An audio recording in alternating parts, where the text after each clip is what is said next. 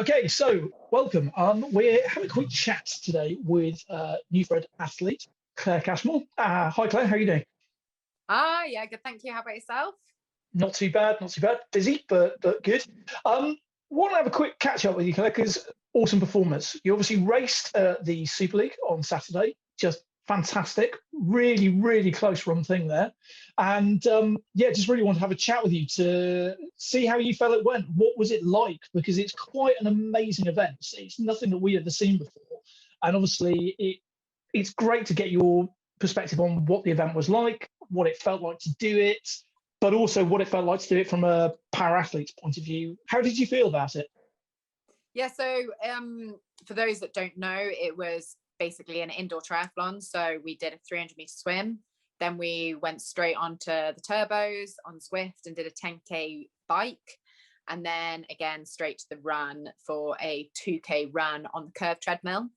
So this was the first time that para had been included in Super League, which is a huge step forward for paratriathlon. Yeah. So yeah, it was pretty painful. Obviously, it's a super sprint distance, and you're kind of like, oh, it should be all right. But actually, I think that makes it twice as painful because you have to almost go twice as hard. Yeah. And particularly, Zwift and being on the turbo, I find that really tough. For me, probably quite small athlete, like it's just trying to grind through that power. Yeah. Is really bomb inducing. So and then the curved treadmill, I've never been on anything like it before. It's completely different. Obviously, you're powering it yourself. So I felt like I was trying really hard, and I kept looking at my avatar and it was going really quite slowly, and I was like, what am I doing here? Like trying to speed it up and just not really going any faster.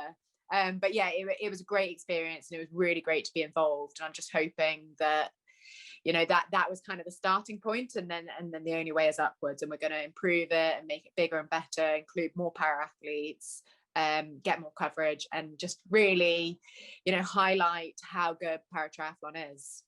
Sure. I mean, under the current circumstances at the moment, we're not quite out of the kind of scenario of lockdown. Luckily, as of Monday, outdoor pools are now open, thank goodness, and we've got a little bit more freedom of riding and running in groups.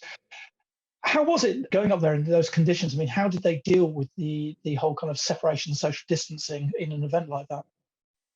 Yeah, so obviously it was the first time I'd raced in 18 months. Obviously, being in lockdown, there was no race opportunities. So to actually have a COVID secure race was a really positive thing.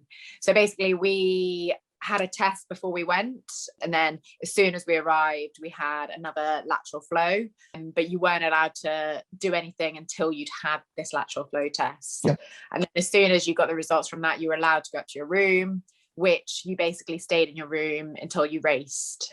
We were allowed out the hotel once to go to the training facilities just to do a bit of a recce. But other than that, like all your meals and stuff were brought to your room, just to try and stop people from interacting with anybody else. And particularly London, like it is slightly busier, and there is just more volume of people around, so they just wanted to try and limit that as much as possible. And then as soon as you got there, wearing your masks all the time until obviously you're training or you're racing, and just still maintaining that social distancing at all times. So yeah, it's obviously a very different style of racing, and it's still so bizarre to do it. But it's amazing to kind of see that races can start to go ahead. It kind of gives you a lot of confidence for the rest of the season.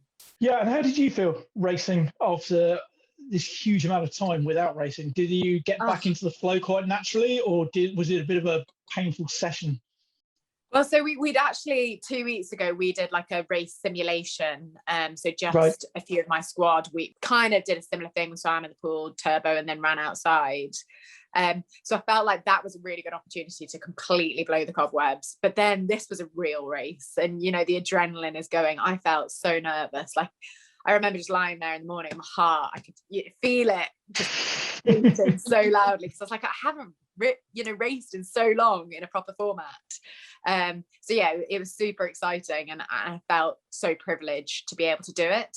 And I just hope that mass participation events and more events start opening up so everyone can experience that again, because we don't train day in, day out and slog our guts just to keep training. We do it to race, and I really hope that opportunity comes around for everybody else.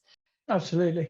And obviously you've got a little thing going on this year. How's the preparation going for that at the moment? Are you feeling strong? I'm feeling in a really good place, actually. I think the extra year, training towards the Paralympics, it has been really positive. I think I've tried to use it to the best of my ability and try and iron out some of those things that maybe I wouldn't have had time to do and focus on before. So I've seen it as a real positive thing. Obviously, the season ahead is still very unknown, and it's just getting as much race experience as I possibly can in a secure and safe way is probably the biggest challenge.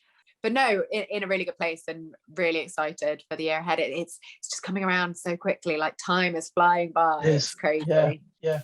And obviously we spoke, probably a couple of weeks ago or so, and you just come back from hot weather training.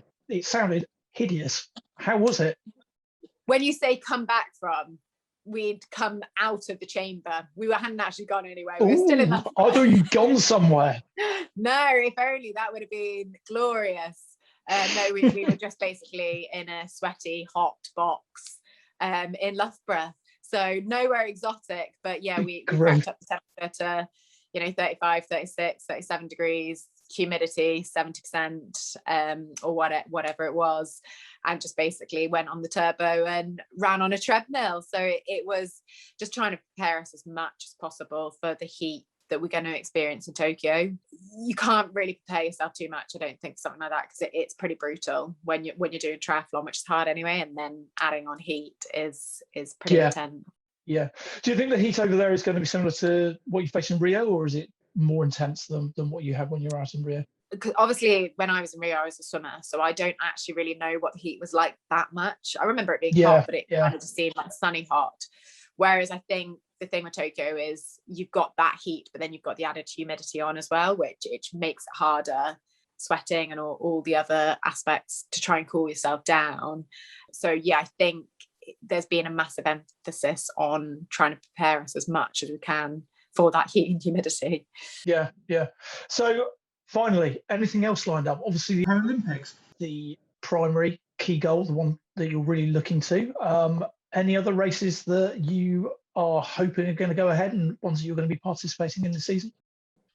Yeah, unfortunately we just had our world champs cancelled. They were in Milan, which, obviously it is fairly understandable at the moment. Italy's in quite a tough position and it just wasn't able to go ahead, which is a real shame, but like I say, understandable.